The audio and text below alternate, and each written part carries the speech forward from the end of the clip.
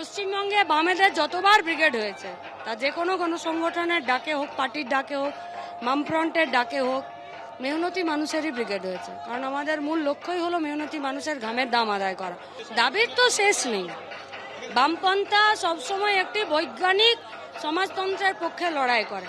ফলে আজকে যার পরিস্থিতিতে আছি, আজকের কথা হলো দুর্নীতিবাজ দাঙ্গাবাজদেরকে হাঁটাতে হবে। আমাদের আপনার সূক্ষ্ম কারিগরি দিয়ে সাজানোর জন্য ধন্যবাদ। সূক্ষ্ম কারিগরির ধারা যা সোনাকে বানায় সেনকো। সেনকো, আনন্দের ধারা। এরা না হাঁটলে চুরি বন্ধ হবে না, লুট বন্ধ হবে না, দাঙ্গা বন্ধ হবে না। আবার যখন এরা সরে যাবে, এই লড়াই চলবে, তখন মানুষের আবার উন্নততর জীবনের জন্য লড়াই হবে।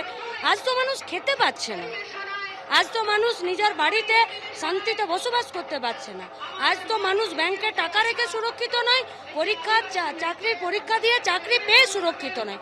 সুরক্ষা মূল।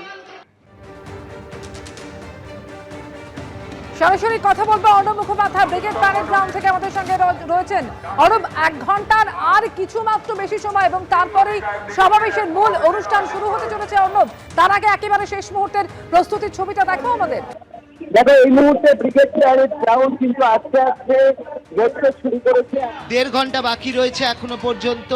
তো মানুষজন ইতিমধ্যে আসতে শুরু করে দিয়েছেন এবং যেমনটা দেখা যাচ্ছে যে মানুষজন কিন্তু রোদের তাপেতে অনেক সময় ছাওয়াতে আশ্রয় নিচ্ছিলেন, কিন্তু সেখান থেকে তারা আস্তে আস্তে মাঠেতে নামতে শুরু করে দিয়েছেন এবং শিয়ালদাহ থেকে এবং হাওড়া থেকে মিছিলগুলো আসতে শুরু করছে। সেই শিয়ালদাহ এবং হাওড়া থেকে মিছিলগুলো এলে মাঠের অনেকটা অংশই যে পূর্ণ হবে কথা বলা চলে।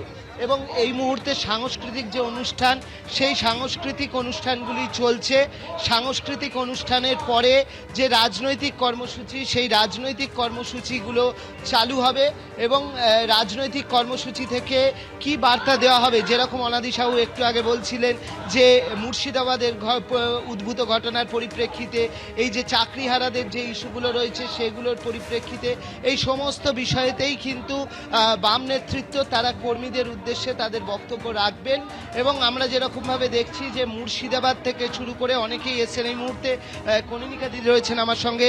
দিদি, আপনার থেকে জানতে চাইবো যে আজকে মূলত কি ধরনের বার্তা দেওয়া হবে, যেটা ব্রিগেডে থেকে যে বার্তা দেওয়া হবে, তার কারণ এর পরের বছর আমরা যাবি বিধানসভা, তো সেই জায়গা থেকে দাঁড়িয়ে মুর্শিদাবাদ, চাকরিহারা, এই সমস্ত নিয়ে কি বার্তা দেওয়া?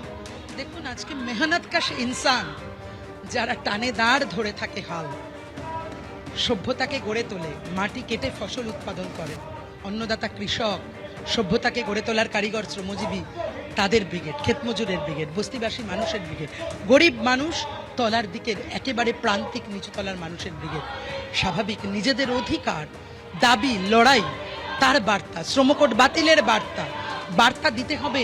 এই যে দেখুন, দুর্নীতির জন্য এই যারা যোগ্য তাদেরও আজ চাকরি গেল, কেন, কি কারণে? সকলের ব্রিগেড তাই দাবির কথা বলবার, অধিকারের কথা বলবার। সেই অধিকার মহিলারা আজও অভয়ার আজও বিচার হয়নি। মহিলাদের নিরাপত্তার ব্রিগেড, সব মিলিয়ে মানুষের দাবির কথা বলবার ব্রিগেড। মানুষের দাবির কথা বলা হবে এবং বিশেষত শ্রমিক, কৃষক এবং সেই সঙ্গে হচ্ছে এই ধরনের প্রান্তিক যে সমস্ত মানুষজন রয়েছেন, তাদের যে দাবিগুলো, কেন্দ্র এবং রাজ্যের বিরুদ্ধে যে বক্তব্যগুলো, সেগুলো এখান থেকে তুলে ধরা হবে এবং তারই কিন্তু প্রস্তুতি ইতিমধ্যে চূড়ান্ত। একেবারে চূড়ান্ত পর্যায়ের প্রস্তুতি। অন্যদিকে শিয়ালদা স্টেশন থেকে যে মিছিল শুরু হয়েছে, সেই মিছিলের ছবিও রেখেছি আপনাদের সামনে। শিয়ালদা স্টেশন থেকে মিছিলের অভিমুখ এখন ব্রিগেড প্যারেড গ্রাউন্ড। দলে দলে কর্মী সমর্থকেরা তারা সেখান থেকে মিছিল করে ব্রিগেড প্যারেড গ্রাউন্ডের উদ্দেশ্যে রওনা হয়েছেন।